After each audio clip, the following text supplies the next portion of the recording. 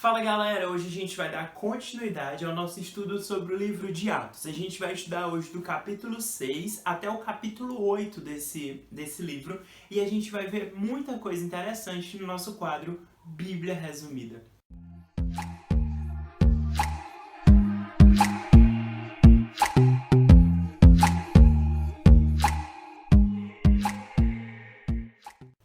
Começando pelo capítulo 6 do livro de Atos, gente, nós vamos relembrar que lá nos capítulos anteriores, capítulo 5, capítulo 4, a gente viu que a igreja ela tinha conseguido agora viver como se fosse realmente uma comunidade. E a gente viu que realmente nada era de ninguém e tudo pertencia a todo mundo.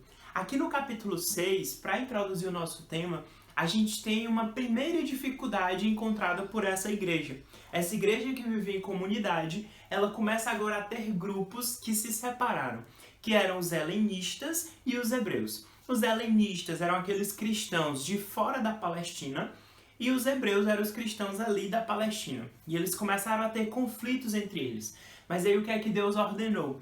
Por meio dos apóstolos, eles resolveram nomear alguns homens para serem discípulos ali, para serem o que eles chamam aqui de diáconos. E um desses homens, que é um homem muito importante no estudo de hoje, foi Estevão. Estevão, gente, é a primeira vez que ele aparece no livro de Atos, é aqui, sendo um dos diáconos que ia cuidar daquelas pessoas, daquelas viúvas, daquelas pessoas que viviam ali na época, dos hebreus, dos helenistas, como eu já falei. Estevão, ele aparece aqui como sendo um grande pregador da palavra de Deus. E no capítulo 6, lá no verso 15, ele diz o seguinte: todos os que estavam assentados no sinédrio, fitando os olhos em Estevão, viram seu rosto como se fosse rosto de anjo. Estevão, gente, ele foi acusado injustamente. Depois de cuidar do povo de Deus, como ele era um cara que falava muito bem e que se expressava muito bem também, ele acabou sendo condenado. E ele foi ser julgado pelas autoridades da época. Mas Estevão, ele falava tão bem e ele resplandecia tanto a glória de Deus que as pessoas disseram que quando viram ele falando é como se tivessem visto um anjo. É como se o rosto de Estevão fosse o rosto de um anjo. E no capítulo 7, a gente vai ver Estevão novamente se defendendo e falando um pouquinho sobre várias histórias que acontecem no Antigo Testamento. Estevão cita José, cita Moisés, cita Abraão, cita vários profetas, vários patriarcas que passaram por essa terra. E no final ele indaga e fala algo muito interessante aqui no verso 51. Ele diz o seguinte, homens de dura cerviz e incircuncisos de coração e de ouvidos, vós sempre resistis ao Espírito Santo, assim como fizeram vossos pais, também vós o fazeis.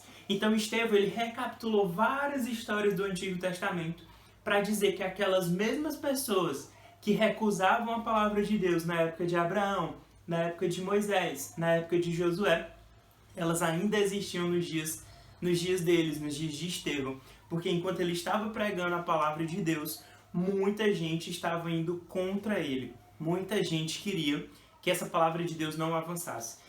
E devido à inteligência de Estevão e devido a ele ser uma pessoa muito importante na pregação do Evangelho, ele acabou sendo morto. E a gente vê aqui, no verso 59, o seguinte: e apedrejavam Estevão, que invocava e dizia, Senhor Jesus, recebe o meu espírito. Verso 60, então, ajoelhando-se, clamou em alta voz, Senhor, não lhes imputes este pecado. Com estas palavras, adormeceu. Então Estevão, ele acabou sendo morto e ele é o primeiro mártir da história do cristianismo. Ou seja, a primeira pessoa que morreu, ou pelo menos que é dito aqui na Bíblia, como resultado das suas crenças, como resultado de acreditar e de seguir Cristo. Mas Estevão, ele morreu confiante. A gente vê aqui no final desse capítulo que ele morreu feliz, de certa forma, por ter encontrado a mensagem verdadeira e por ter encontrado a Cristo. O capítulo 8, gente, ele é um capítulo muito vasto, recheado de muita coisa.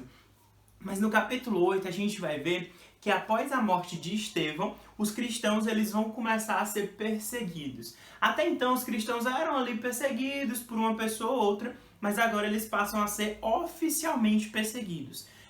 Inclusive sofrendo risco de morte, tudo que era algo que eles não tinham tanto antes. Então a gente vê, né, no começo do capítulo 8, essa que foi a primeira perseguição à igreja de Deus. Depois a gente vai ver Filipe, né, pregando na região da Samaria, que era um dos discípulos, e a gente vê também a história de Simão, o mágico. A Bíblia menciona que Simão ele era um jovem que fazia magia, né, fazia coisas para enganar as pessoas. Mas até Simão foi alcançado por Cristo. Até Simão foi alcançado pela mensagem verdadeira. E a Bíblia menciona aqui no verso 13 do capítulo 8 que o próprio Simão abraçou a fé e, tendo sido batizado, acompanhava Filipe de perto, observando extasiado os sinais e grandes milagres praticados. Então a gente vê que Simão, que era esse mágico, ele acabou se arrependendo dos erros que ele cometia, ele acabou se arrependendo de ter enganado várias e várias pessoas, e ele foi lá e seguiu também a Cristo. No caso, ele seguiu Filipe, que era um desses discípulos de Jesus.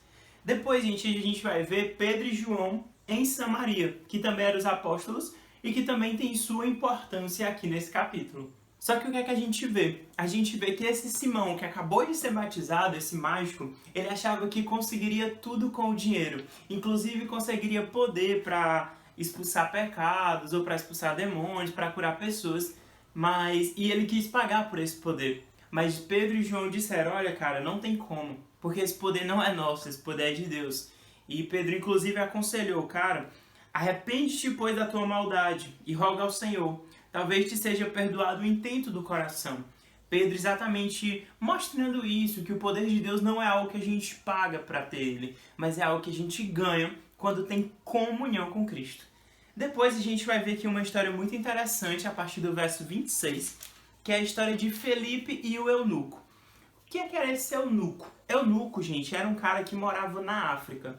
Até então, o cristianismo ele estava ali mais ou menos na região do Oriente Médio, na Europa e Ásia, ali mais ou menos, mas ele não tinha chegado assim ainda com tanto vigor na região da África.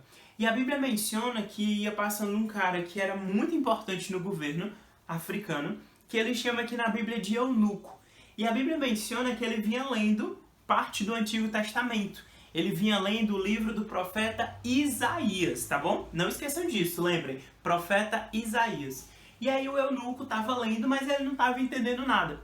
E aí Deus pegou e em oração ele foi lá para Filipe e mostrou, olha Filipe, vá atrás desse eunuco, porque ele está precisando de alguém que lhe mostre o que é que significa tudo isso. E Filipe foi lá e ele explicou para o eunuco tudo que tinha ali, as mensagens contidas no livro do profeta Isaías, mensagens que mostravam que Cristo viria, e Filipe falou, olha, esse Cristo já veio, e você tem apenas agora que aceitá-lo. E o eunuco disse, poxa, como é que eu faço agora para aceitar? Se tem água aqui, eu posso me batizar? E Filipe foi lá, e a Bíblia menciona que o eunuco foi batizado para a honra e glória de Deus. Gente, o capítulo 6 ao capítulo 8 de Atos, a gente vê a história de Estevão, que foi esse mártir super importante.